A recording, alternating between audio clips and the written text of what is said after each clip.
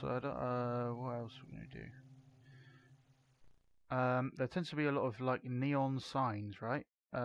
Originally, we were talking about sci-fi city stuff. So for neon signs, the easiest thing to do, especially for like stuff in the far distance or something, is just using paint. So, let's just do it on grid actually, and then we don't need that. Just do that. Let's turn on studio lighting. Whoa! Here we get whiplash from grid. Gridlash, they call it. So let's do some weird design.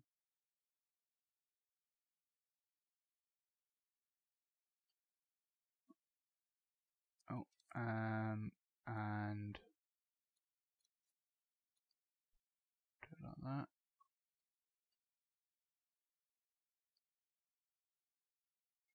that. And then we could do little roundy bits on here without the grid.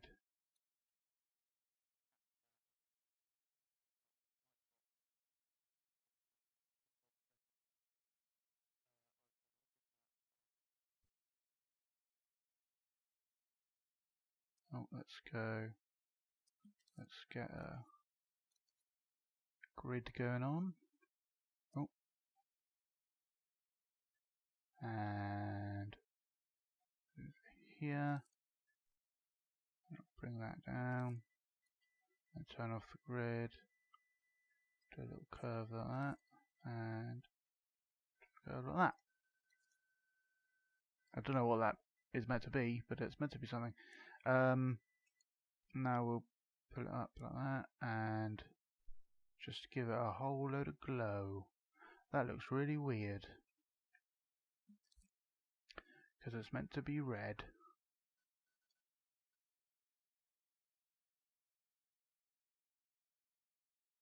Oh, there's some weird things going on with the colours. Well, let's put it into that mode. There we go.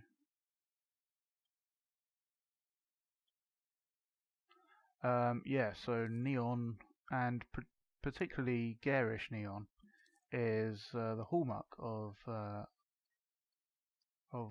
cyberpunk. And you could even do like give it some slightly cheesy animation, as if it were like drawing the attention of passers-by or whatever. So you could do so you could have one mode where it's got a lower fleck density. For some reason I'm just obsessed with fleck density right now. And some speed like that. And one mode where it just... I'll probably have to do that on a timeline. Just do that. On a timeline so that we can expand that out by scaling it up.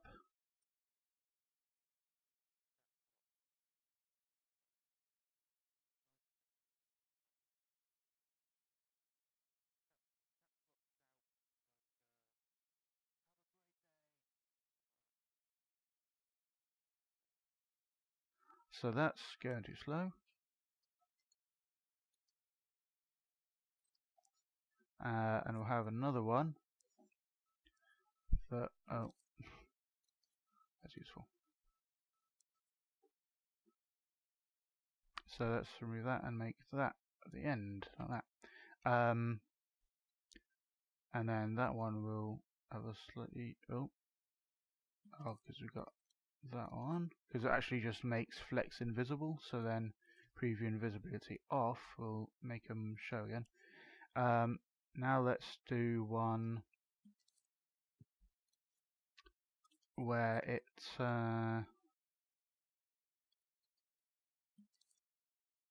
like flashes. So what I'll do is I'll make it kind of just glow on and off, maybe. See how that looks, because that's how it would look really in if it was actually a neon tube stuff. So that turns it off. So if we do like that and do that,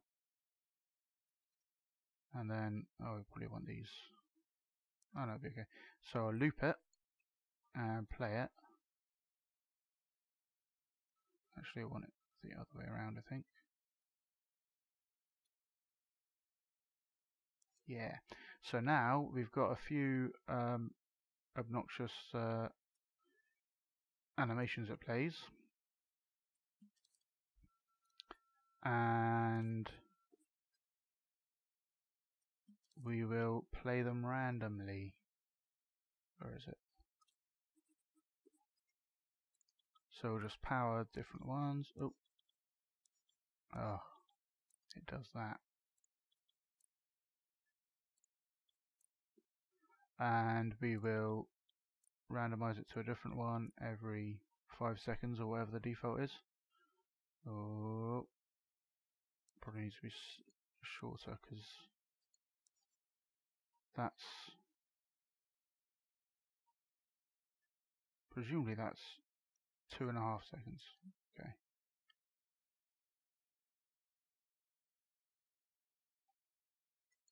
Okay. Yeah.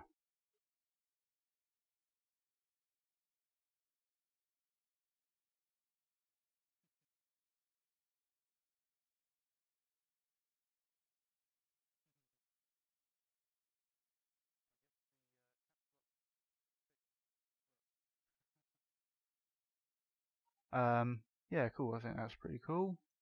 So now we've got this thing here. So let's group that, and then you could have that if you actually had a proper scene where you're in a place. I don't know where to put it. I'll just put it on the side of a building.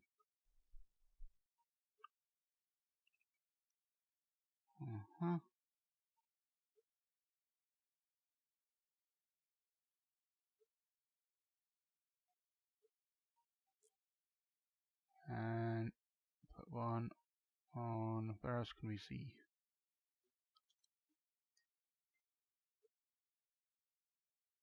Put it on like the bottom on the outside of this one, as if it's for the people, like that one over there. Oh, that one over there, nearly lost it.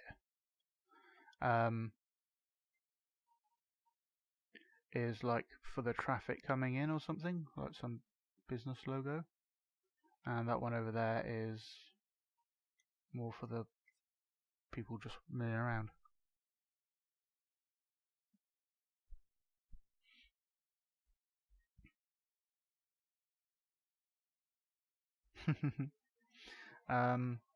We could also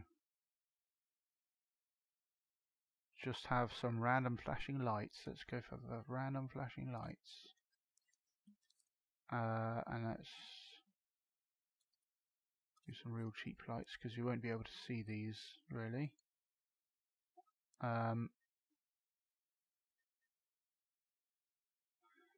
So one thing we want to randomize is it being on and off. So let's just move it near here so we can see it. So we'll just have one of these power it and have that be on a timer, probably on a shorter timer, like, and make it 3 and then have 2 of them power it. So 2/3 of the time it's powered, and we'll just have it purely random. Oh, tell you what would be good is shuffle. And then every time you actually we'll make it one more. It will make its own random, it will choose a random pattern effectively every time you start time in the scene. Because this shuffle thing at the start of a scene, it picks the order it wants to go in, and then it will just repeat that order and over and over again. But next time you go into the scene, it will pick a different order and then go in that over and over again. So it will make an actual pattern. Let's make it a more complex pattern like that, and just do that.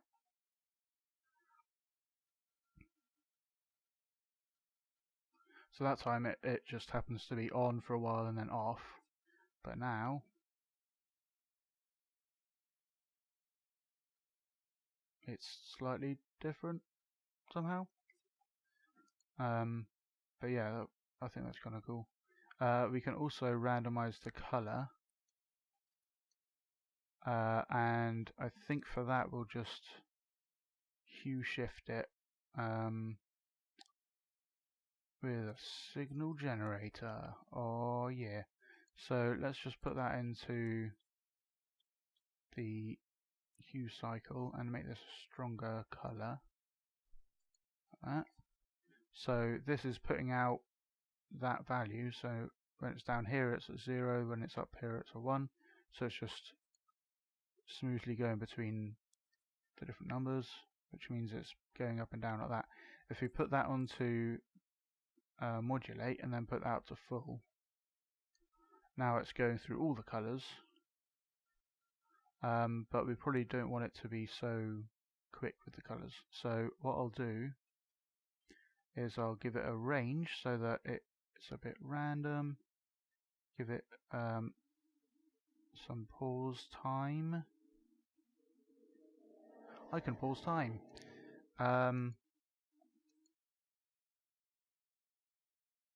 So it does like change colour, but not so crazily.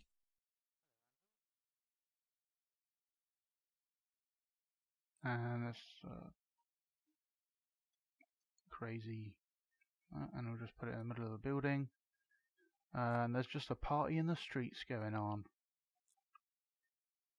Maybe there's one going on up here for some reason. And we could probably, what I'll do is I'll have, actually, where's our universe? I think it's that one, isn't it? Yeah. So I'll just add to here control so we can adjust the timing of these. So I can adjust all of them at once a bit easier.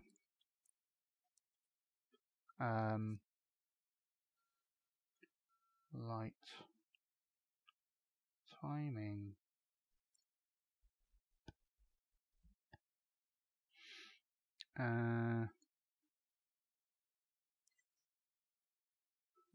And use that for the flashing thing. So receiver, light timing into the target time. Scene. There we go. Maybe. So now it's stuck at 1. Cool. And it's flashing. Nice. So now it's getting a bit bordering on Batman Forever, but you know, it's just ideas to play with.